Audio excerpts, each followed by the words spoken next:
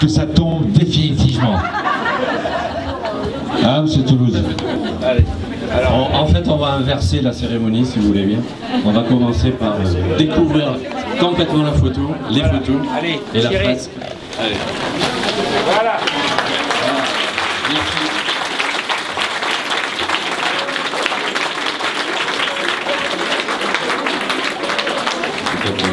Une période que je n'hésite pas à qualifier de cruciale.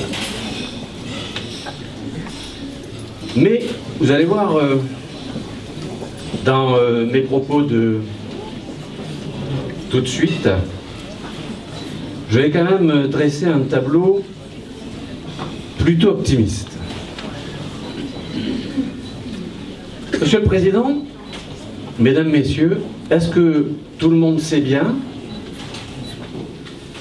que notre CHSF est par exemple le centre hospitalier le plus important de la région Île-de-France, à la seule exception de la PHP.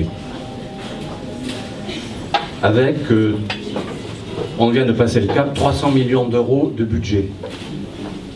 Est-ce qu'il se sait que nous avons, j'en discutais tout à l'heure avec Madame Saget, si on compte tout le monde, 3000 ETP en personnel non médical, 370 ETP en personnel médical, que nous réalisons 58 000 séjours en 2013 en médecine, chirurgie, prosthésie, que nous faisons plus de 120 000 consultations externes par an, plus de 100 000 passages au SAU, on en parlait hier avec les organisations syndicales et le personnel de ce service, et que nous avons à ce jour plus de 1000 lits, postes et places dans notre établissement.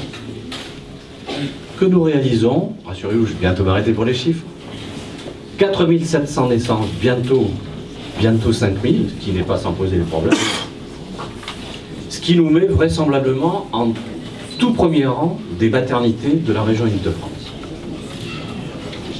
Que nous réalisons 750 AVC, je ne sais pas si le professeur Smadja et ses équipes sont présents dans la salle, soit, Monsieur le Président, alors que l'usine V n'existait pas en juin 2012, puisqu'elle a ouvert en juin 2012, pratiquement autant qu'à la Pitié-Salpêtrière.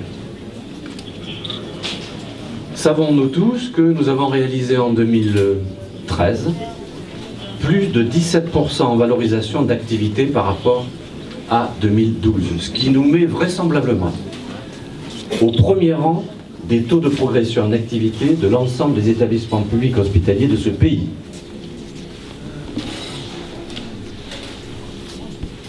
Vous avez compris, je ne cite pas du tout ces chiffres pour se faire gonfler les chevilles ou par pur désir d'autosatisfaction ou de triomphalisme. Je les cite car notre CHSF a tellement été médiatiquement attaqué et décrié il y a quelque temps qu'il est grand temps que toutes les Cassandres, de tous bords d'ailleurs, puissent se faire quand même amende honorable en face de ces résultats. Non, le CHSF n'est pas surdimensionné. Vous en parlerez tout à l'heure.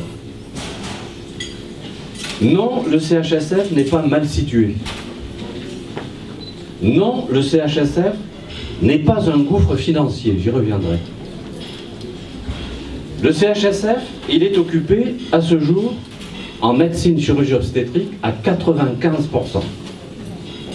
Et je dois dire qu'au niveau du SSR, de la psy et de notre EHPAD, on n'en est pas loin. Nous avons terminé, vous vous souvenez, l'exercice 2012 avec 35 millions de déficit.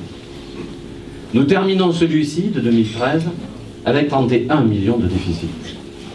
Nous avons donc déclenché la baisse de ce déficit et nous avons enclenché la décrue au niveau de nos finances hospitalières.